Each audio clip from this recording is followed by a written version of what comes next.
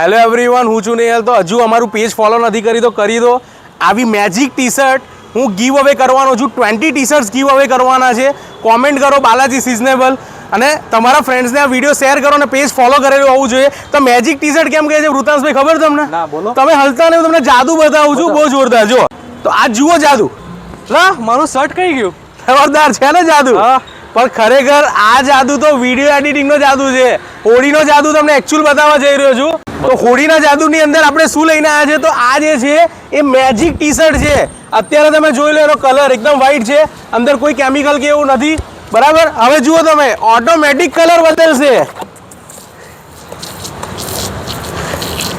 જો